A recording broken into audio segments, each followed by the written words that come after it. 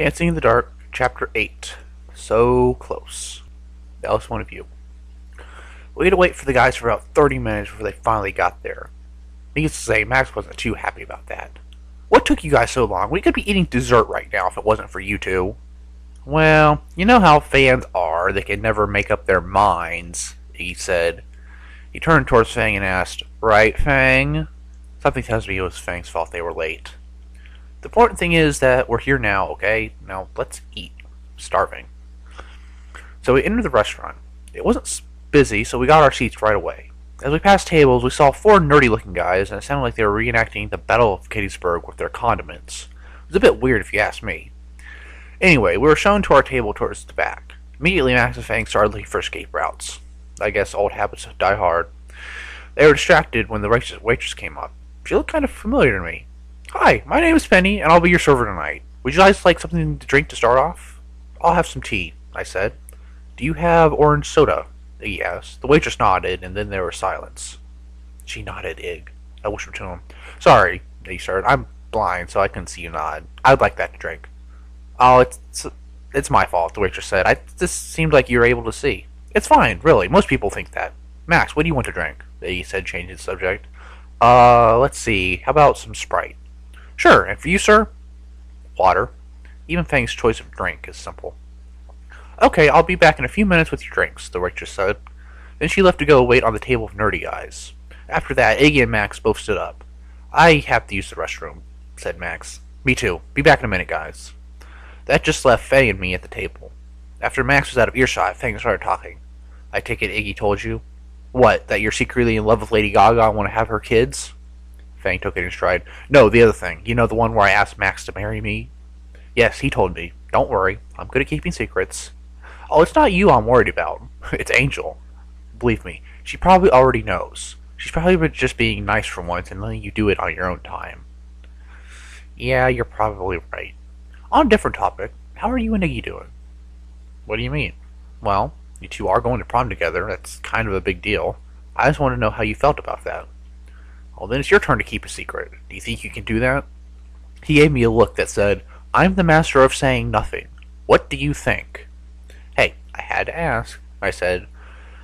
"Well, it's like I told Max. I really like him a lot, but I don't know if he likes me back." "They're coming back," things started. "All to say is that you'll be surprised." What the heck did he mean by that? Iggy's point of view. As soon as Max and I got back to our table, the waitress brought our drinks and then took our order.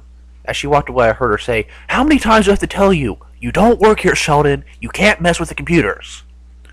Okay, that guy has some problems. Anyway, we talked about how we were going to get to the prom tomorrow. We decided that it would be best if Ella drove all of us because, one, Max and Fang suck at driving, and two, so Dr. M couldn't be all motherly if she wasn't there. After dessert, we all went back to Ella's car and got in. I didn't really pay attention to what everyone else was saying because I was thinking about prom the next night. In my head, I was thinking of Ella and I dancing across the floor, hand in... Wait a second. I don't know how to dance like that. Oh, this isn't good. Someone's got to teach me how to dance. Ella's point of view. We got home at about 10 and we got out of the car. Well, most of us did. Iggy was just sitting there staring out into space, so I tapped his shoulder. "Huh? What?" he said as he jumped a little in his seat. "We're home." Oh, must have zoned out there for a second. "Hey, I know this might be a silly question, but do you know how to dance?" "Of course I do. Why do you want to know?" "Well, I was wondering if you could teach me." "Okay, let's put our clothes away first, then you can come into my room." "Sounds good." And so after putting my dress in the closet for tomorrow, that's just what we did. "So I take it you've never been to a dance before," I started. "You would be correct, but I can't beat Fang at DDR. Does that count for anything?" "Not for the type of dancing you do at a prom." I pushed a button on my stereo and music started playing. "Well, since we only have a day, I'm going to teach you the basics." I hesitated before I grabbed his hand. "First, you take one hand and put it in hers, and you place the other on her back while she does the same." So he did as I said and put his hand on my back. I shivered a little when he did that. "Are you feeling okay?" he asked. "Yeah, I'm just a bit cold," I lied as I put my arm around him.